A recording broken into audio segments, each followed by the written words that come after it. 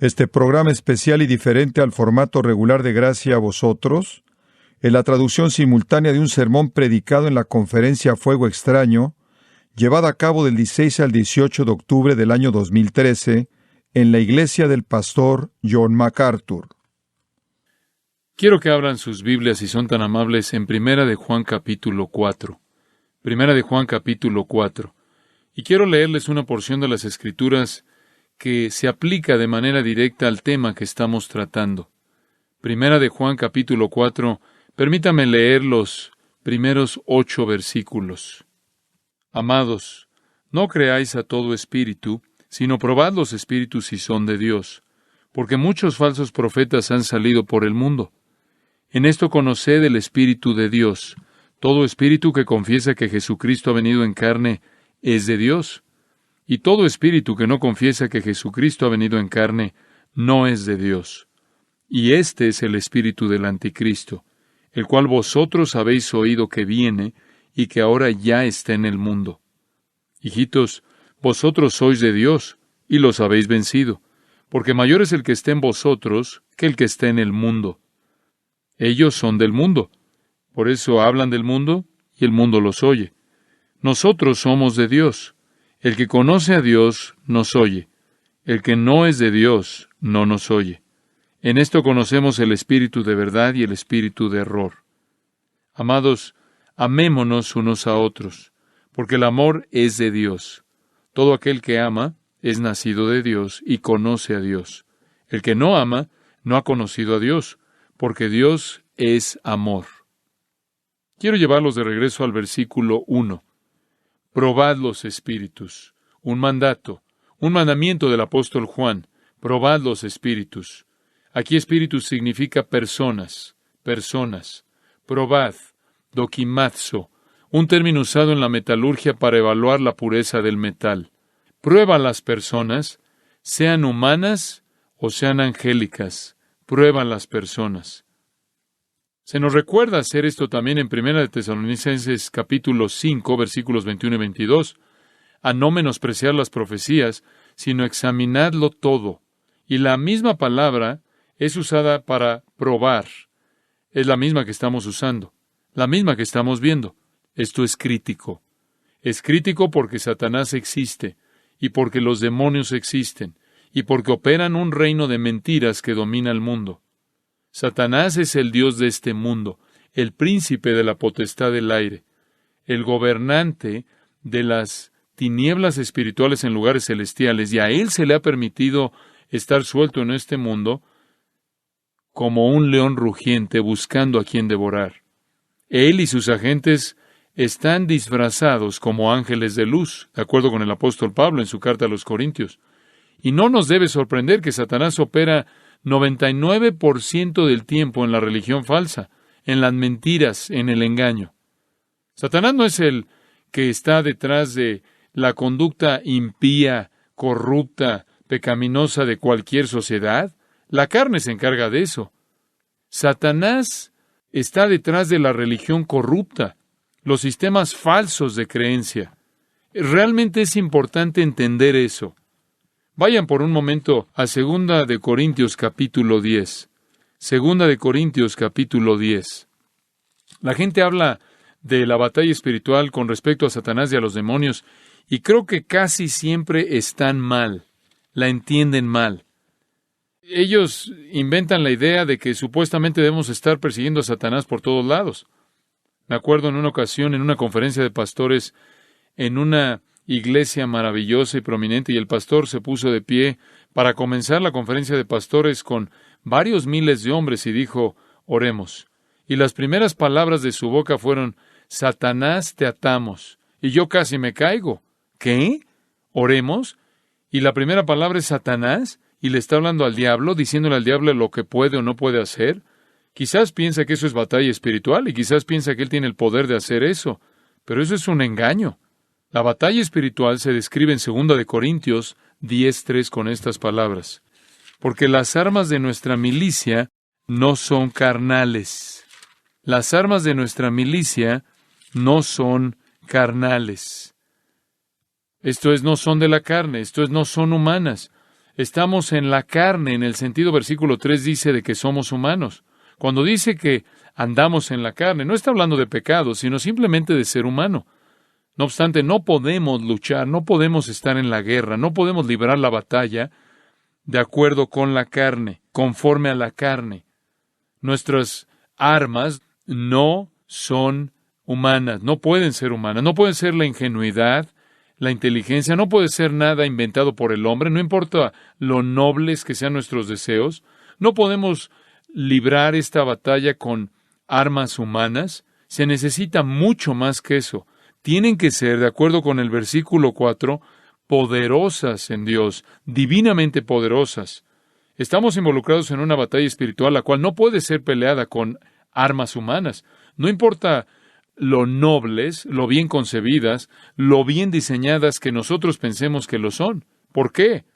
Porque debemos estar involucrados, al final del versículo 4, en la destrucción de fortalezas. Y la imagen aquí es de armas humanas que no son un oponente, un adversario absoluto para una fortaleza masiva. La idea es que las armas humanas no le llegan, no sirven de nada a una inmensa fortaleza. La palabra fortaleza significa exactamente lo que crees que significaba en el mundo antiguo. Un edificio, una muralla de piedra, impregnable. Por cierto, la palabra para fortaleza es la palabra para prisión. Estamos atacando edificios inmensos. No podemos usar resorteras, no podemos usar armas humanas. ¿Cuáles son esas fortalezas? Al final del versículo 4, la destrucción de fortalezas. Al principio del 5, estamos destruyendo argumentos, derribando argumentos.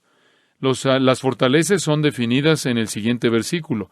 La destrucción de fortalezas, destrucción de argumentos, de especulaciones. La palabra griega aquí en argumentos es logismos.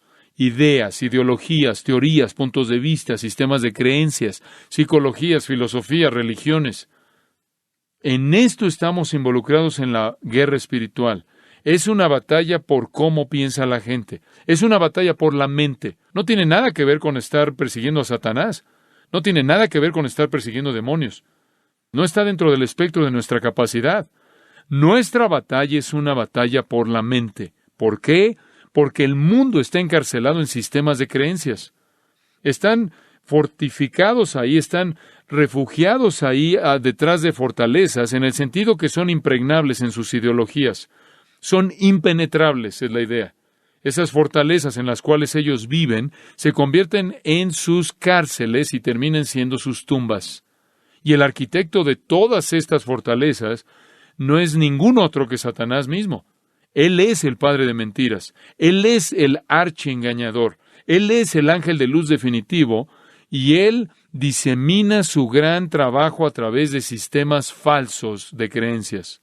De hecho, son aún definidos con mayor precisión ahí de regreso en el versículo 5, como toda altivez que se levanta contra el conocimiento de Dios. ¿Qué significa eso? Toda idea elevada, toda idea aparentemente noble, toda idea intelectual, toda idea supuestamente brillante, cualquier cosa y toda cosa que se levanta como una ideología, escucha con atención, contra el conocimiento de Dios. La gente está encerrada en fortalezas de sistemas que son antidios, usando las palabras de Juan, son anticristo. Y como dije antes, la gente está detrás de estas fortalezas, está encarcelada en esas fortalezas y en últimas terminan siendo sus tumbas. Entonces, ¿cuál es nuestra responsabilidad? Nuestra responsabilidad consiste en derribar esas ideologías, aplastar esas fortalezas y llevar todo pensamiento cautivo a la obediencia de Cristo. Esta es una batalla por cómo piensa la gente. De nuevo, Satanás es el arquitecto, el diseñador, el ingeniero, el constructor de estas ideologías. La gente se refugia en estas fortalezas y en últimas son condenadas por ellas al infierno eterno. Y todo parece tan maravilloso porque es operado por el ángel de luz supremo. En el Antiguo Testamento, la gente fue advertida acerca de los falsos profetas. En el Nuevo Testamento, de nuevo, somos advertidos acerca de los falsos profetas. En el Sermón del Monte, Jesús advierte acerca de los falsos profetas, Mateo 7. Pablo advierte de los falsos profetas repetidamente. Pedro esencialmente escribe una epístola entera, segunda de Pedro, para advertir de los falsos profetas. Judas sigue esencialmente con lo que el Espíritu Santo le entrega a Judas, con un tiempo diferente verbal, pero es lo mismo que le dio a Pedro en segunda de Pedro 2, y otra advertencia viene. Y el Nuevo Testamento termina antes del Apocalipsis, antes del gran libro de Apocalipsis, el cual se enfoca en el futuro, el último mensaje del Nuevo Testamento, con 2 pequeñas epístolas a manera de postdata. Segunda de Juan, tercera de Juan, 5 veces en los versículos de apertura de segunda de Juan, 5 veces en los versículos de apertura de tercera de Juan. La última palabra, un escrito un hombre, un escrito una mujer. La última palabra antes de que el Apocalipsis venga es una advertencia a continuar siendo fieles a la verdad. Ahí encuentra la palabra verdad usada 5 veces al principio de ambas epístolas, esas pequeñas epístolas. La última palabra del apóstol Juan en la última década del primer siglo de la Iglesia consiste en vivir por la verdad. En Judas, entonces, también incluye el contender ardientemente por la verdad. Es una guerra por la verdad. Creo que escribió un libro acerca de eso. Es una guerra por la verdad, la batalla por la verdad. Esto es batalla espiritual. Y parte de poder pelear en esa guerra es probar los espíritus. No puedes estar aceptando toda idea, cualquier idea que la gente promueve o afirma o predica. Necesitamos probar los espíritus. Este pasaje nos da los principios para hacer eso. Entonces regresemos a 1 de Juan capítulo 4. Y por cierto, cuando el gran avivamiento surgió, ahí de 1730 a 1740, hubieron preguntas acerca de la legitimidad de eso. Hubieron cosas que estaban pasando ahí en el gran avivamiento que evidentemente eran la obra del Espíritu Santo. Hubieron algunas cosas que aparentemente no eran la obra del Espíritu Santo. Y Jonathan Edwards evaluó ese movimiento y lo hizo en base a este mismo texto. Y entonces anoche Steve Lawson resucitó a Calvino de los muertos y hoy vamos a resucitar a Jonathan Edwards de los muertos.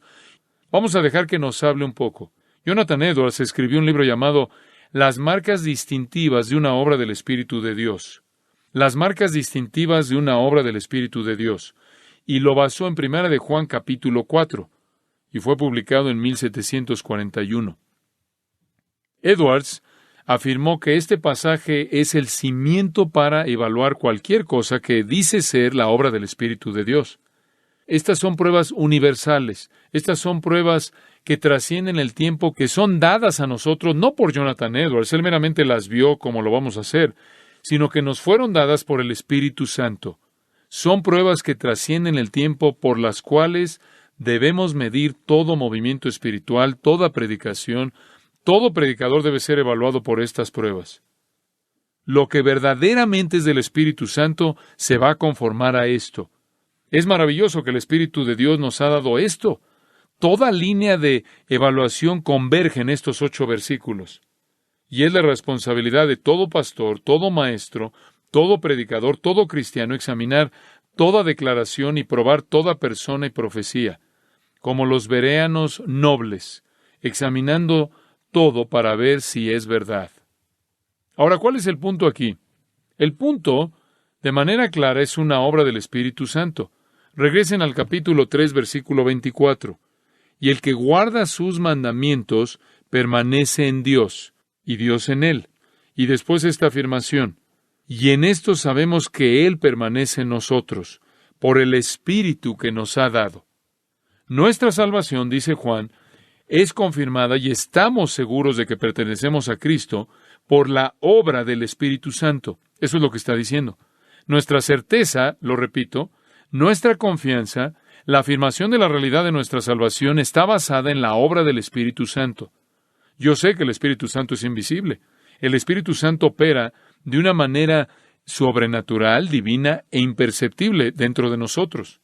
No obstante, mientras que la obra del Espíritu Santo es invisible, los resultados son visibles. Mientras que no experimentamos o sentimos al Espíritu Santo, la manifestación de su obra es experimentada por nosotros. Una de las necesidades del movimiento carismático es decir que el Espíritu Santo está guiando ahí, el Espíritu Santo está dirigiéndome. No tienes manera de saber eso. Yo no tengo manera de saber eso. No tengo una luz roja en mi cabeza que se prende cuando el Espíritu Santo está operando y se apaga cuando solo soy yo. No tengo ningún mecanismo para saber que estoy recibiendo impulsos del Espíritu Santo. Eso es imperceptible, eso es invisible, eso es sobrenatural, eso es divino. Lo único que sé es que puedo experimentar el resultado de su operación en mi vida. Y eso comenzó cuando fui salvado. Inmediatamente tuve un odio hacia el pecado y un amor hacia las cosas que honran a Dios. Inmediatamente me vi siendo indiferente a la filosofía y tomé una clase de filosofía, unos cursos de filosofía en la universidad y estudié filosofía occidental. Nunca conocerás a una persona menos interesada en filosofía como yo, pero tengo un deseo apasionado que me consume de manera total por conocer la palabra de Dios. Yo no vi al Espíritu Santo hacer eso. Yo no sentí que Él hiciera eso, pero conozco el resultado de que Él lo hizo. Yo tolero a la gente en el mundo con una compasión por su condición de pérdida espiritual. Adoro al pueblo de Dios. Yo amo a la gente en la iglesia de Dios. Ni siquiera sé quiénes son, y si ustedes me permiten, solo les quiero decir, yo los quiero, los amo en un sentido real, no en el sentido que sé todo acerca de ustedes, pero hay algo acerca de aquellos que pertenecen a Cristo que me pertenece a mí. Estas son cosas que son evidencias. Estas son cosas que son evidencias de una obra invisible del Espíritu Santo dentro de mí. Entonces, sabemos que Cristo permanece en nosotros porque sabemos que el Espíritu que Él nos ha dado se manifiesta en nosotros. La gente me dice, ¿cómo sabes cuando eres un creyente? No es tu perfección, es tu dirección. Es lo que amas y lo que odias. Es lo que anhelas. Todos estamos en Romanos 7, ¿no es cierto? No hacemos lo que debemos hacer. No hacemos lo que queremos hacer. Hacemos lo que no queremos hacer y no debemos hacer. Y odiamos eso en nosotros y esa es la evidencia del Espíritu Santo en nosotros. Mira, está en Juan 3:8, lo que Jesús le dice a Nicodemo. El viento sopla de donde quiere y no lo puedes ver, y no lo puedes controlar, pero puedes ver su efecto. Y esa es una ilustración inclusive en Juan 3 del Espíritu Santo. La obra del Espíritu Santo es invisible. Los efectos son muy visibles. Mediante los efectos manifiestos, experimentales, visibles de la obra invisible del Espíritu Santo, sabemos que vive en nosotros. ¿Qué está haciendo en nosotros? Te voy a dar una lista rápida. Él produce en nosotros un deseo de arrepentirnos, un odio hacia el pecado. Él produce en nosotros un deseo por buscar la salvación y el perdón. Él produce en nosotros una creencia en el Evangelio, un amor hacia el Señor Jesucristo, un deseo por volvernos un esclavo del Señor Jesucristo, reconociéndolo como Señor. Él produce en nosotros un deleite en las Sagradas Escrituras, un anhelo por la obediencia. Él produce en nosotros gozo en las pruebas y las tribulaciones, amor hacia otros creyentes, deseo por comunión, entendimiento de la Biblia, iluminación de las Escrituras, inclinación a orar, deseos santos, un deseo por alabarlo, un corazón agradecido, adoración como un estilo de vida y semejanza a Cristo que crece más y más. Esto es bastante alentador. Y yo solía decir acerca de eso es lo que el Espíritu Santo está haciendo en ti, te guste o no. Pero hay otros espíritus. Y realmente es sorprendente para mí. Creo que esto es sorprendente, que en un cambio repentino de las glorias del capítulo 3, versículo 24, el Espíritu Santo trae palabras a la mente de Juan que se mueven de la realidad gloriosa de Cristo y de la verdadera obra del Espíritu Santo a los peligros mortales de los espíritus impíos.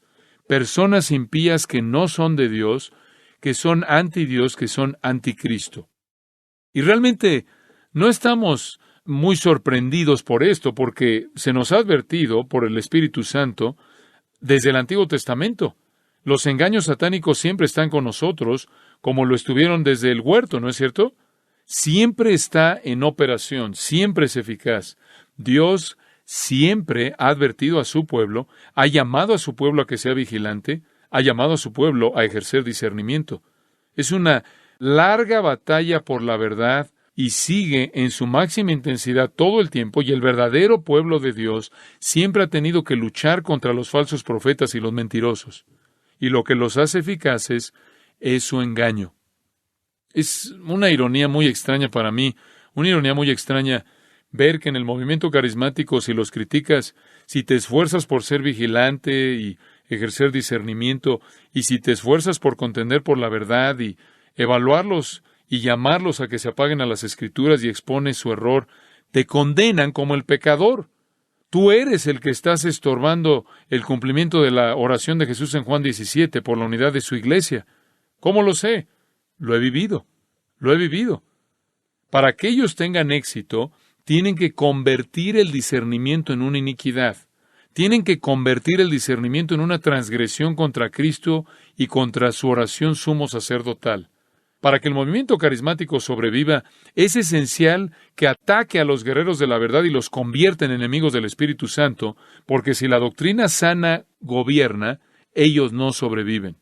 Los evangélicos han sido muy intimidados y llevados al silencio. Estábamos hablando de esto cuando comenzamos el trabajo en este libro.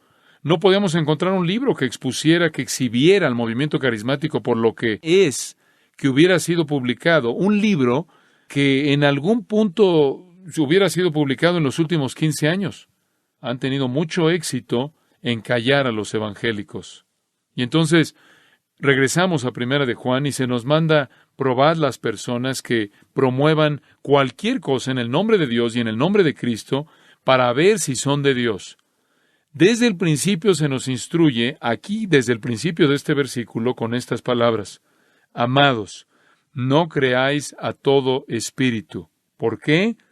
Porque muchos falsos profetas han salido por el mundo. Entonces, probad los espíritus. Deberá ser suficiente para convencerte del error de ese movimiento simplemente el saber que no quieren ser examinados. Si esta fuera una verdadera obra del Espíritu Santo, que se alineara con las Escrituras, estarían invitando todo el escrutinio que pudieran recibir porque ellos anhelarían la afirmación y la certificación. Entonces, ¿cuáles son las pruebas? Bueno, les voy a dar uno, y tengo varias, pero no sé qué tan lejos voy a llegar. Las que no les dé están en el libro. Muy bien, prueba número 1. La verdadera obra del Espíritu Santo exalta al Señor Jesucristo.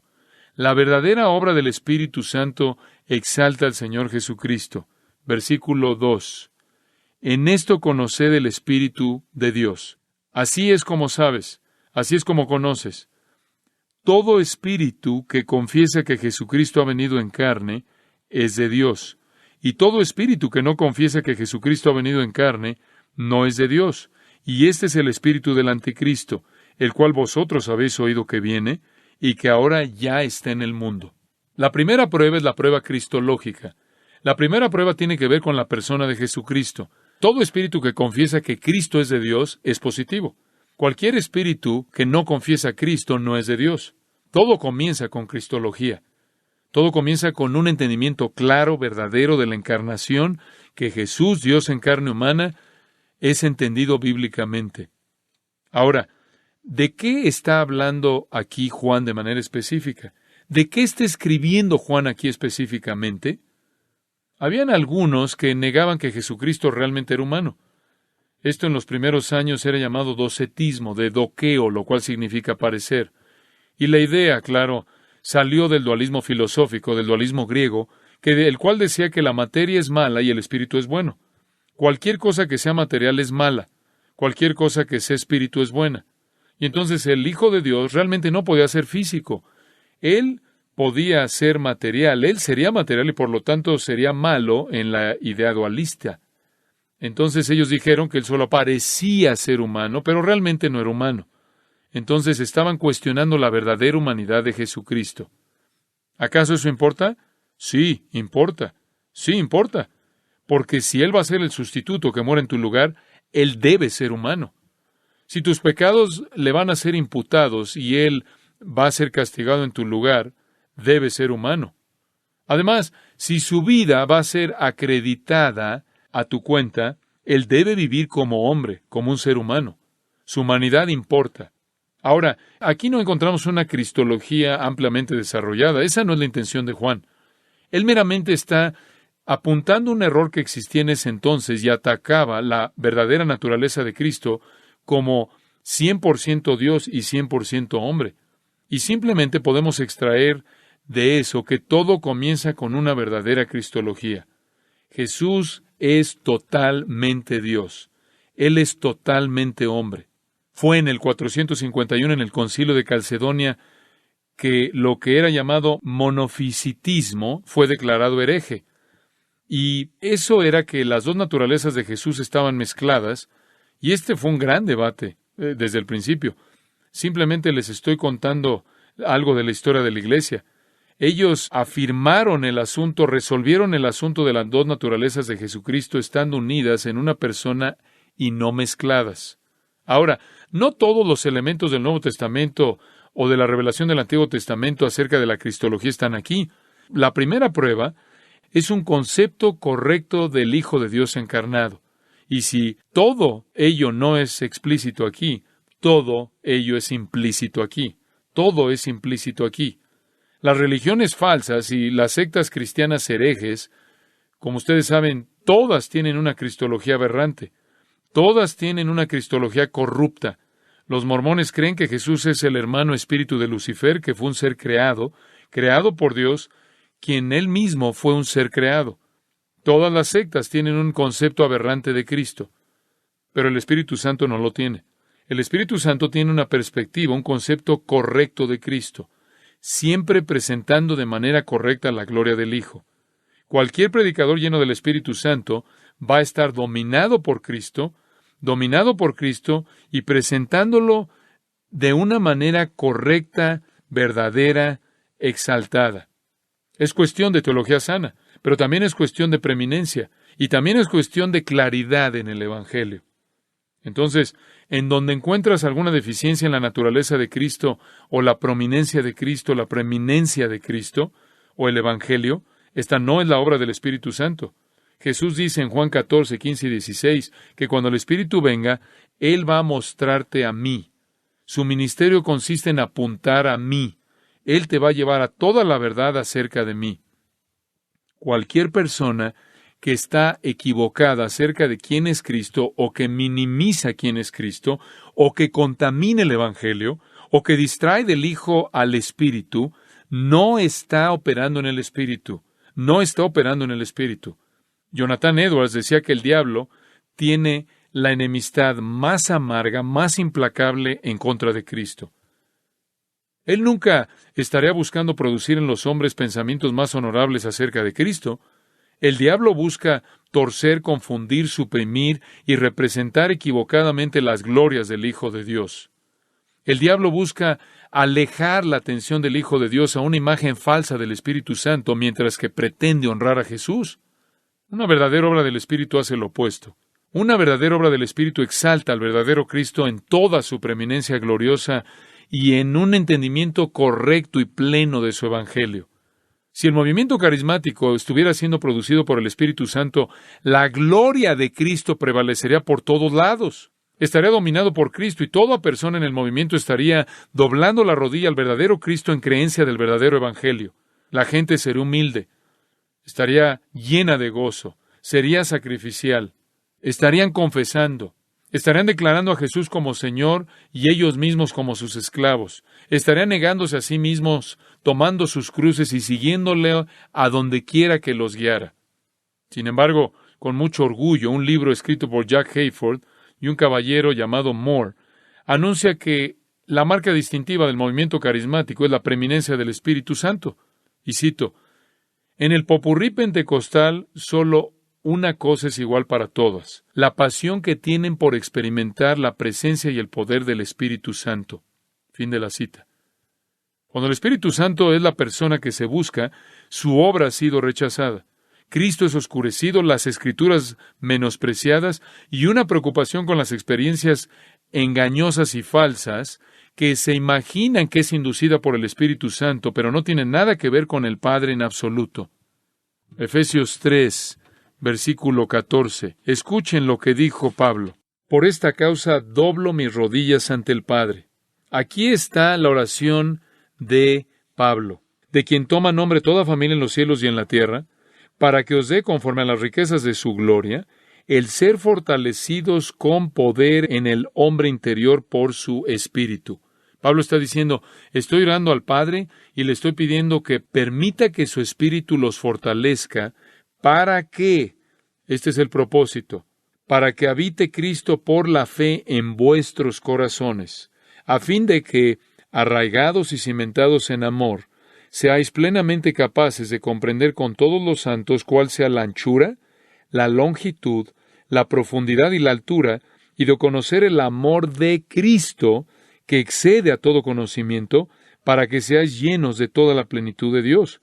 Y aquel que es poderoso para hacer todas las cosas mucho más abundantemente de lo que pedimos o entendemos, según el poder que actúa en nosotros, a Él sea gloria en la Iglesia en Cristo Jesús por todas las edades, por los siglos de los siglos. Amén.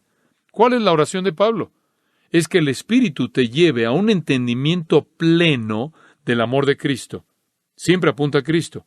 Aquí el movimiento carismático no pasa la prueba de exaltar a Cristo por encima de todo al exaltar una imagen falsa del Espíritu Santo que ellos han inventado.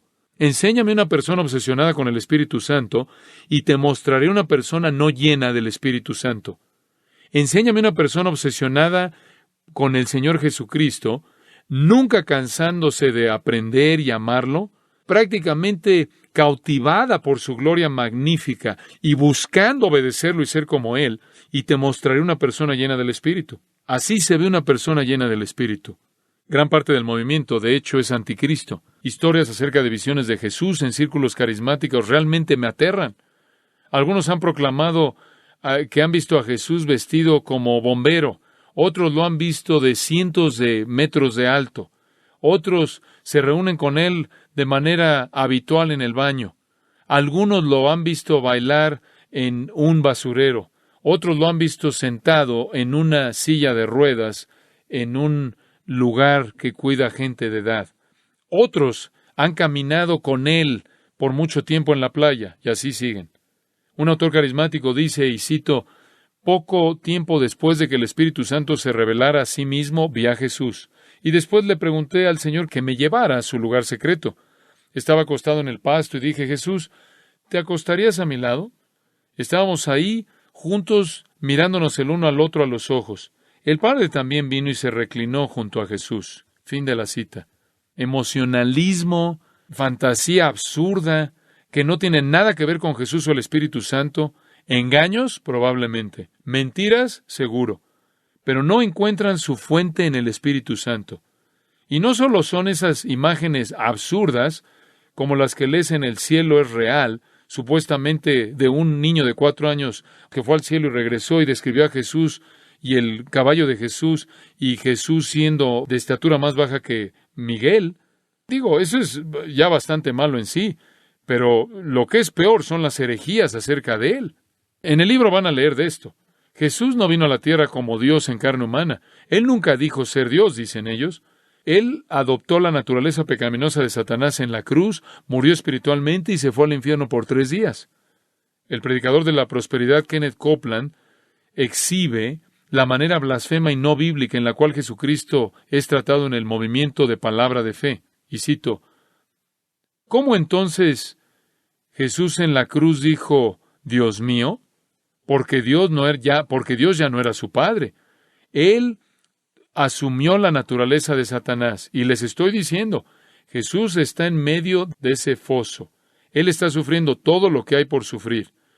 Su pequeño espíritu menospreciado está ahí en la profundidad de eso y el diablo piensa que lo ha destruido, pero de pronto Dios comenzó a hablar. Fin de la cita. Creflo Dollar, otro promotor de palabra de fe, mostrando la misma irreverencia, cuestionando la deidad de Cristo, y cito, dijo, Jesús no fue perfecto, Él creció hasta llegar a ser perfecto. Tú sabes, Jesús en una escritura en la Biblia fue en un viaje y se cansó. Más vale que esperes que Dios no se cansara, pero Jesús se cansó. Y si Él hubiera venido como Dios y se cansara, Él dice que se sentó ahí junto al pozo porque estaba cansado. Hombre, estamos en problemas. Y alguien dice, bueno, Jesús vino como Dios. Bueno, ¿cuántos de ustedes saben que la Biblia dice que Jesús nunca se cansa ni se duerme? Y sin embargo, en el libro de Marcos vemos a Jesús dormido en la parte de atrás del barco. Fin de la cita. ¿Qué tipo de manera de pensar confusa, irresponsable, ridícula es esa? Estar presentando conceptos equivocados acerca de la deidad de Cristo. Él no vino como Dios. Y el movimiento de palabra de fe es culpable, por un lado, de posicionarse a sí mismo y todos los que están en su movimiento como si fueran de Dios. Kenneth Copeland pretende hablar en nombre de Jesús como Sarah Young lo hace en sus pequeños libros torpes. Y él dice lo siguiente, este es Kenneth Copeland hablando en nombre de Jesús, y cito, no se molesten cuando la gente los acuse de pensar que son Dios. Me crucificaron a mí por decir que yo era Dios. Yo no dije que era Dios, yo solo dije que caminé con Él y Él estaba conmigo. Aleluya. Fin de la cita. Arrogancia desenfrenada, torpeza, mentiras abiertas, blasfemia, obvia. ¿Y dónde están estos carismáticos que creen la verdad acerca de Jesucristo al llamar a estas personas a que salgan de esto y prácticamente aplasten o hagan a un lado su influencia? Solo el espíritu del anticristo inspiraría ese tipo de enseñanza no bíblica abierta. Y puedes ir más allá de cosas absurdas acerca de Cristo y herejías acerca de Cristo a representaciones equivocadas del Evangelio. Y esto es bastante extenso. Sabemos por qué el Espíritu Santo vino, para convencer al mundo de pecado, de justicia y de juicio, y para que creyeran en el Señor Jesucristo. Él vino a dar testimonio de la verdad histórica del Evangelio, como dice Hechos 5. Él vino a capacitar a aquellos que predican su mensaje salvador, 1 de Pedro 1:12. Conocemos la obra del Espíritu Santo, y el Espíritu Santo es fiel al Evangelio. El Espíritu Santo nunca representaría de manera equivocada el Evangelio. Entonces, en donde quiera que la verdad del Evangelio es devaluada de manera visible, sabemos que no es la obra del Espíritu Santo. Y permíteme ser muy franco, cualquier movimiento que puede abrazar de manera plena el catolicismo romano no es un movimiento cuya autoría es del Espíritu Santo, porque ese es un evangelio falso. ¿Por qué hacen eso? Porque están basados en una experiencia falsa en común. La doctrina sana es subyugada a la experiencia espiritual. Cuando tienes una experiencia espiritual falsa, se abrazan con gusto formas falsas del Evangelio. La renovación carismática católica comenzó en 1967, cuando un grupo de estudiantes recibieron, y cito, el bautismo, fin de la cita, y hablaron un idioma de balbuceo. Realmente no fue un idioma, fue balbuceo. El movimiento fue oficialmente reconocido por el Papa Juan Pablo II. ¿Por qué? Porque los católicos absorben. Así es como el sistema crece. Has oído seguramente del Papa recientemente que dijo, oye, bienvenidos de regreso a todos a la iglesia.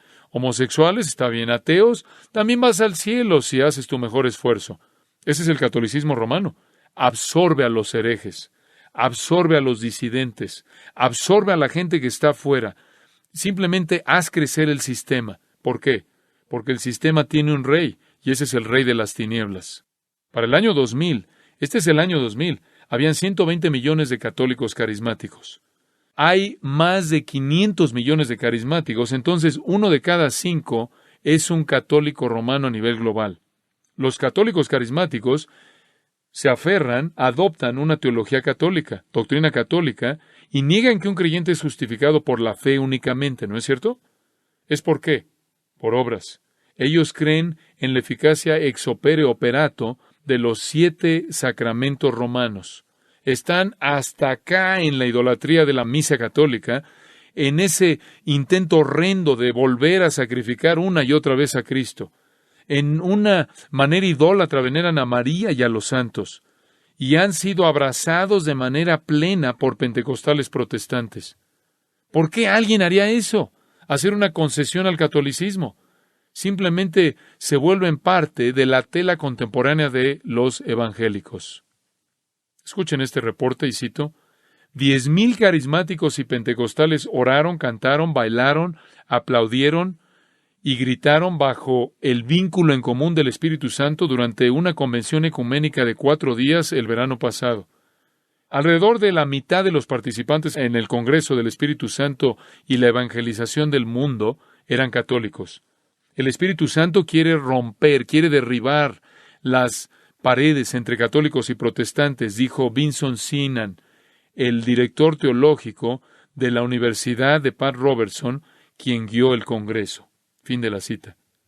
Si este movimiento puede abrazar, darle la bienvenida al catolicismo, no es un movimiento del Espíritu Santo. La teología católico-romana está corrupta, tiene un evangelio falso. El espíritu atrás de la renovación católica carismática no es el Espíritu Santo. No solo ellos. A nivel mundial, hay 24 millones de carismáticos que pertenecen a un grupo que puede ser llamado los pentecostales de unidad. ¿Qué es el pentecostalismo de unidad? Algunas veces lo ves como Jesús únicamente. Niega la Trinidad. 24 millones niegan la Trinidad. Alrededor de 1 de cada 4 en Estados Unidos de Norteamérica. ¿Qué es lo que creen? Creen en lo que se llama el modalismo, que solo hay un Dios y aparece en 3 modos diferentes. Algunas veces es el Padre, algunas veces es el Hijo, y algunas veces es el Espíritu, pero nunca es los 3 al mismo tiempo. Él tiene estos 3 modos en los cuales Él puede aparecer. Un poco de problema, ¿no es cierto?, con esto en el bautismo de Jesús, ¿verdad? Y Él está cambiando rápidamente ahí, pero remontándonos al credo atanasio, fue establecido que Dios es el Padre, Hijo, Espíritu, 3 personas que son coiguales, coexistentes, divinas. El modalismo ha sido condenado a lo largo de la historia de la Iglesia como una herejía al nivel más elemental que literalmente ataca la naturaleza de Dios y te aísla de la posibilidad de la salvación. Probablemente el pentecostal de unidad más prominente que conocerías tú sería T.D. Jakes, quien niega la Trinidad. No tienes al Dios verdadero, no tienes al verdadero Cristo, no tienes al Espíritu verdadero. El modalista dice esto, que hay un Dios que puede ser designado por 3 diferentes nombres. Él puede ser llamado Padre, Hijo y Espíritu Santo en momentos diferentes. Estos no son personas diferentes, simplemente son modos diferentes de un Dios. Entonces Dios puede ser llamado Padre como el creador del mundo y el que dio la ley. Él puede ser llamado Hijo, como el Dios encarnado en Jesucristo. Él puede ser llamado el Espíritu Santo, como Dios en la época de la Iglesia.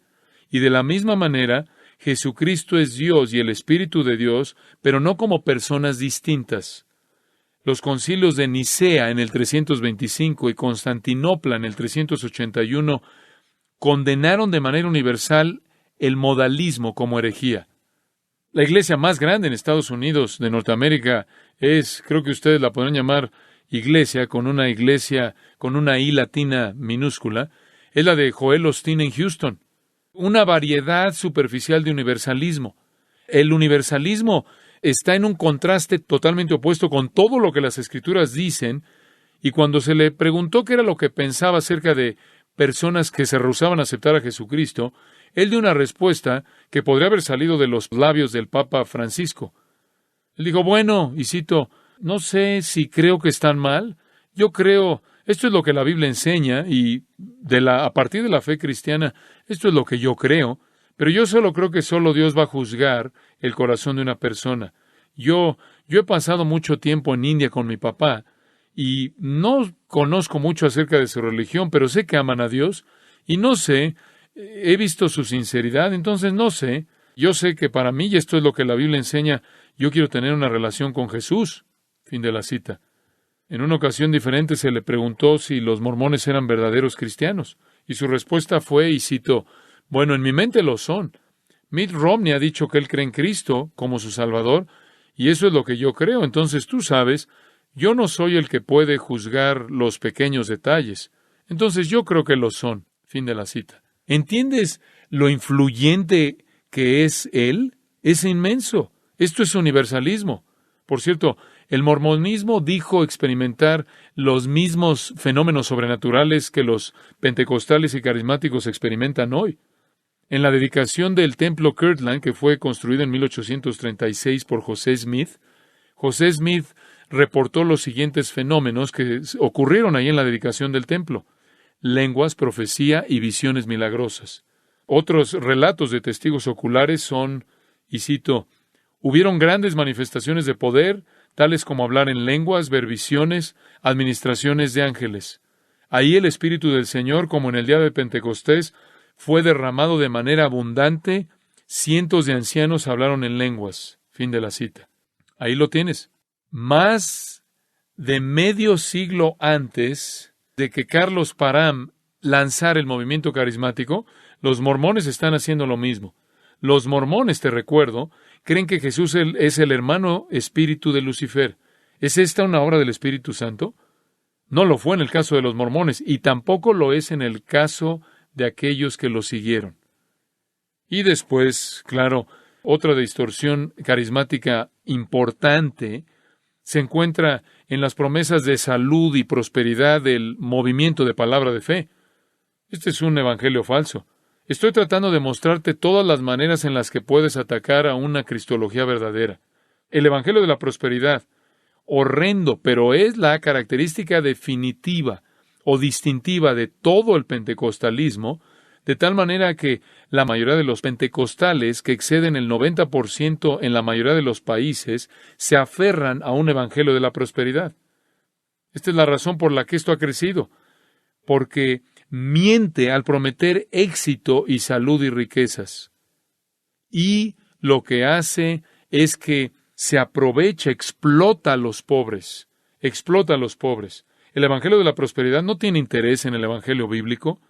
Lo único que ofrece es prosperidad financiera, un bienestar físico a gente desesperada.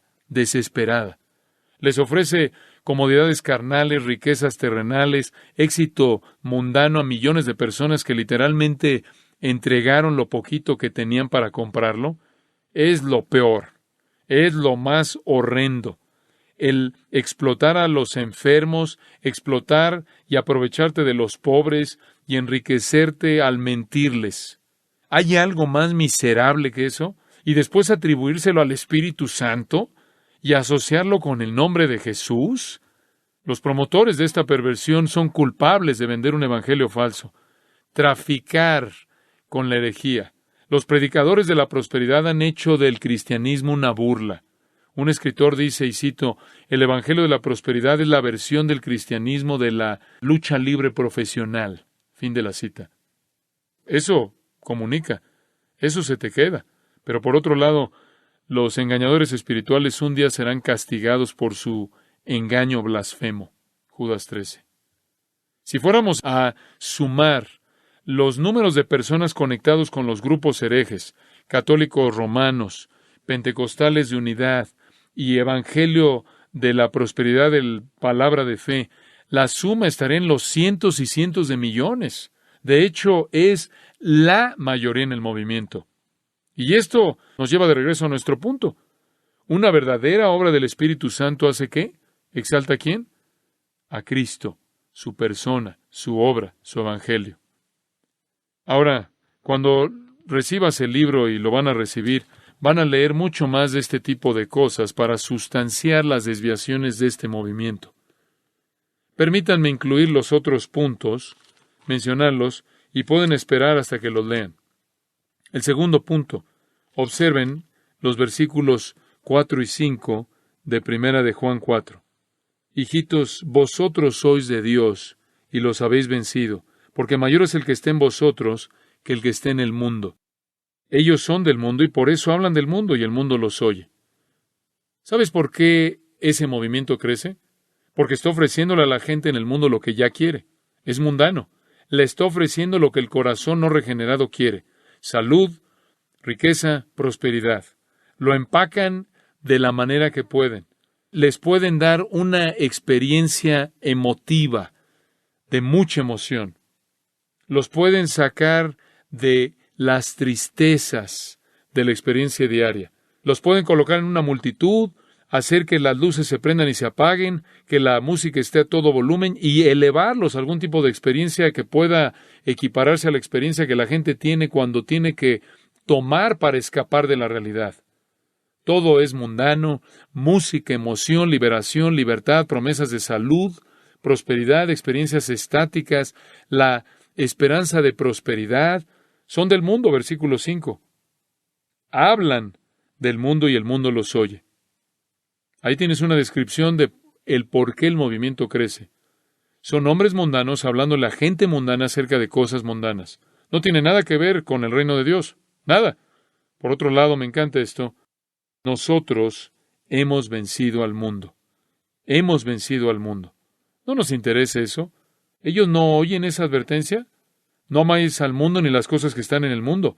Porque todo lo que hay en el mundo, los deseos de la carne, los deseos de los ojos y la vanagloria de la vida, viene del mundo. Y el mundo pasa.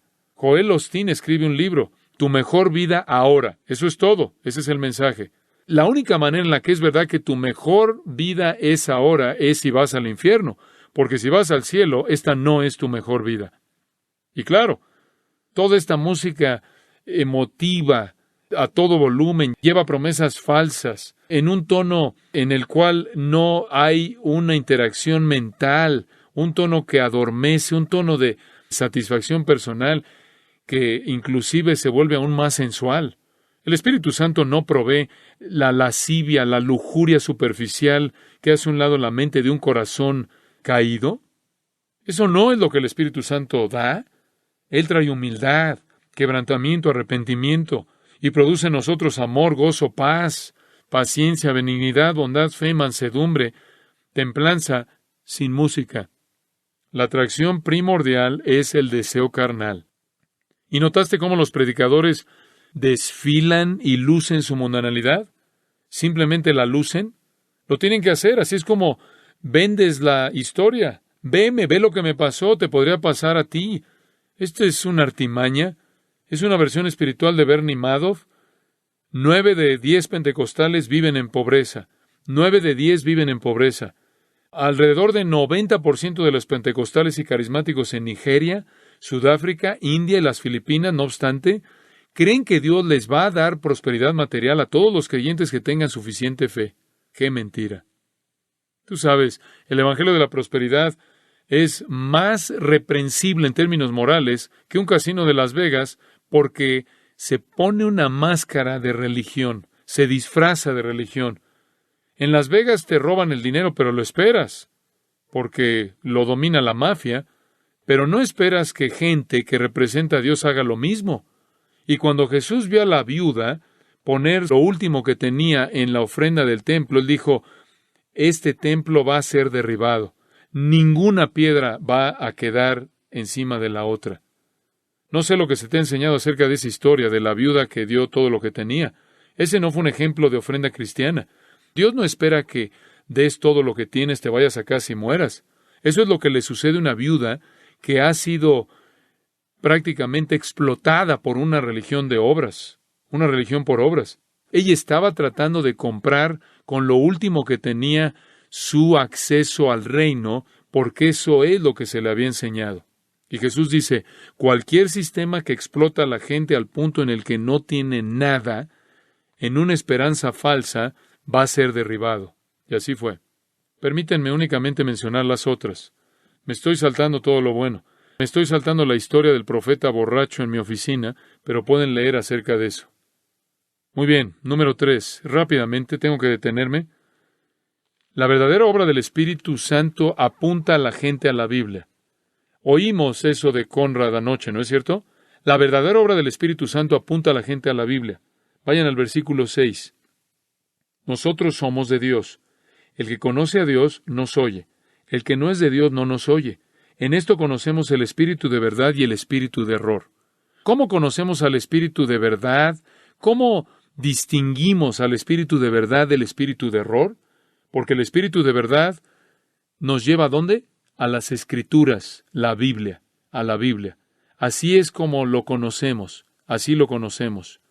Escucha a Peter Wagner, y cito, algunos se oponen a la noción de que Dios se comunica directamente con nosotros, suponiendo que todo lo que Dios quiso revelar lo reveló en la Biblia. No obstante, esto no puede ser verdad, porque no hay nada en la Biblia que dice que tiene 66 libros. De hecho, le tomó a Dios un par de cientos de años revelar a la Iglesia qué escritos deberían ser escritos en la Biblia y cuáles no.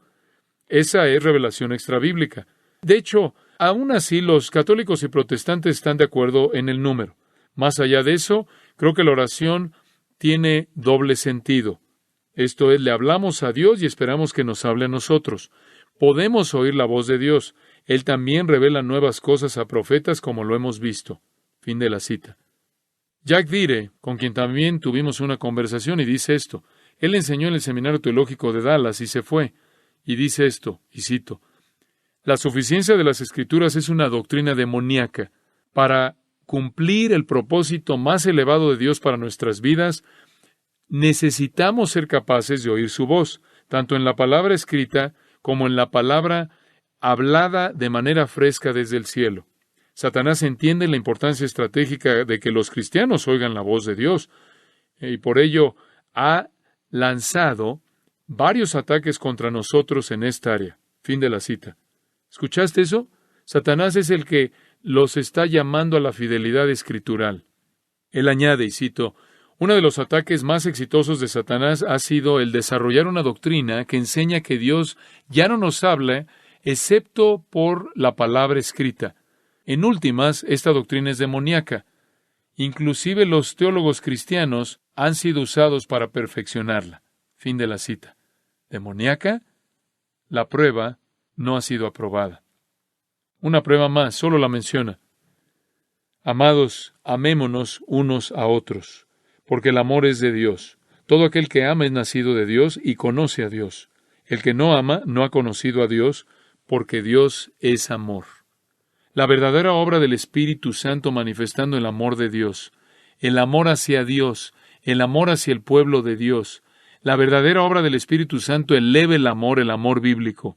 Ese amor se manifiesta hacia Dios en adoración pura, verdadera, santa, y se manifiesta hacia otros en un deseo humilde sacrificial por servir y edificar. Es algo obvio decir, y con esto termino, en el movimiento carismático todo tiene que ver conmigo, no contigo. Los dones son para mí, para edificarme a mí. Las oraciones son para mí, para que yo tenga lo que quiero. Me apego a este sistema falso para que pueda obtener lo que yo deseo. Carece de amor. Jonathan Edwards escribió acerca de esto. Hay un tipo falso de fe y amor que existen entre la gente que tiene esto, pero es todo menos sacrificial. En donde tienes misticismo y materialismo mezclado, tienes actitudes de orgullo, de egoísmo, gente que está inmersa en sí misma. Todo tiene que ver con lo que yo siento, con lo que yo experimento, con lo que yo recibo, con lo que yo adquiero, con tener lo que yo quiero. Es un amor personal infantil, es un materialismo de corazón frío y egoísmo en un disfraz de la obra del Espíritu Santo. Entonces, no necesitamos especular, realmente no. Tenemos las pruebas, simplemente ve las pruebas. Evalúa el movimiento, discierne como los bereanos nobles y va a ser claro para nosotros. Quiero cerrar leyendo segunda de Juan 7. Segunda de Juan 7. Porque muchos engañadores han salido por el mundo, que no confiesan que Jesucristo ha venido en carne. Quien esto hace es el engañador y el anticristo. Mirad por vosotros mismos, para que no perdáis el fruto de vuestro trabajo, sino que recibáis galardón completo. Cualquiera que se extravía y no persevera en la doctrina de Cristo, no tiene a Dios. El que persevera en la doctrina de Cristo, ese sí tiene al Padre y al Hijo. Si alguno viene a vosotros y no trae esta doctrina, no lo recibáis en casa ni le digáis bienvenido, porque el que le dice bienvenido participa en sus malas obras. Una advertencia contra cualquier adopción ecuménica de aquellos con una cristología aberrante. Padre, te damos gracias porque hemos podido ver estas cosas a la luz de las Escrituras esta mañana. No queremos sentirnos como si de alguna manera somos más inteligentes que otras personas, que somos mejores que otras personas. Hemos recibido gracia. Se nos ha dado vida del cielo y te damos toda la alabanza y toda la gloria, o de lo contrario estaríamos en tanta oscuridad como aquellos que están engañados por este movimiento. Gracias por tu gracia. Señor, honra tu nombre. Trae gloria a tu nombre. Trae un fin a lo que te deshonra. Y que la verdad pura brille a través de las mentiras y el engaño.